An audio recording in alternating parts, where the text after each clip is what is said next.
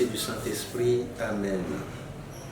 Ô Seigneur, envoie ton esprit, qu'il renouvelle la face de la terre. Évangile de Jésus-Christ selon Saint Jean. En ce temps-là, Jésus parcourait la Galilée. Il ne voulait pas parcourir la Judée car les Juifs cherchaient à le tuer. La fête juive des Tentes était proche.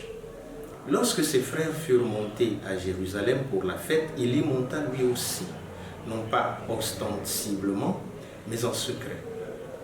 On était déjà au milieu de la semaine de la fête quand Jésus monta au temple. Et là, il enseignait. Quelques habitants de Jérusalem disaient alors, « N'est-ce pas celui qu'on cherche à tuer? Le voilà qui parle ouvertement et personne ne lui dit rien. » Nos chefs auraient-ils vraiment reconnu que c'est lui le Christ? Mais lui, nous savons d'où il est.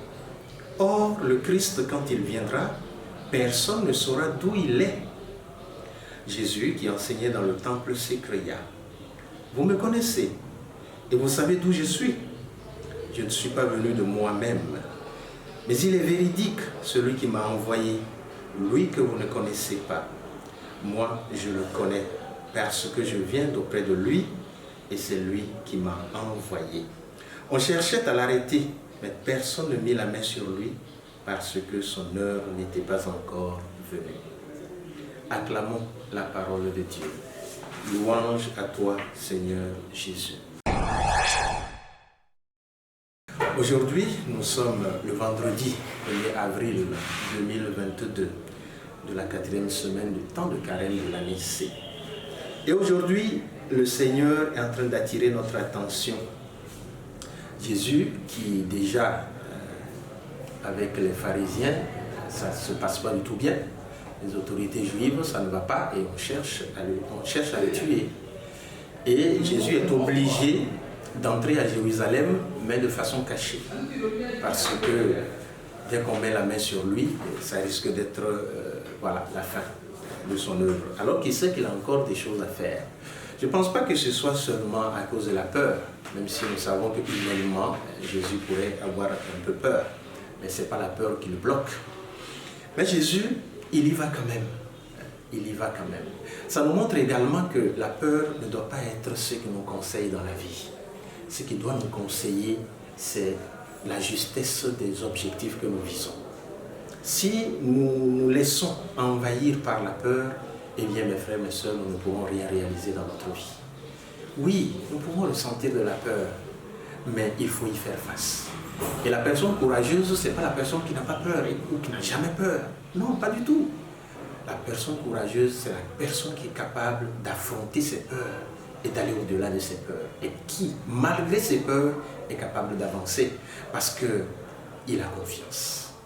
Et celui qui a confiance, c'est aller de l'avant malgré tout. Nous avons tant et tant de choses qui nous menacent. Tant et tant de choses.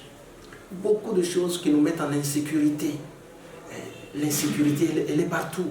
Il y a une insécurité physique, une insécurité parce qu'on n'a pas de travail, une insécurité économique, beaucoup de choses. Même sur le plan de la santé, on ne sait pas ce qu'on va devenir parce que si on tombe malade, est-ce qu'on aura les moyens de se soigner?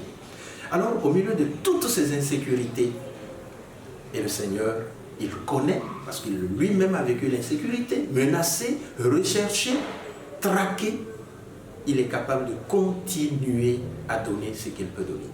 Il est capable de tenir la tête haute et de continuer à parler. Je crois que c'est à cela que nous sommes invités. Le Seigneur nous montre, par sa vie, ce que nous-mêmes nous pouvons faire, ce que nous-mêmes nous pouvons réaliser. Alors qu'il y ait des peurs qui nous tenaillent, c'est normal. Mais que nous soyons paralysés par nos peurs, ce n'est pas normal, c'est parce que le Seigneur veut. Le Seigneur veut que nous puissions surmonter nos peurs, que nous puissions surmonter les menaces qui nous entourent pour aller de l'avant. Que rien ne puisse nous bloquer, que rien ne puisse nous arrêter.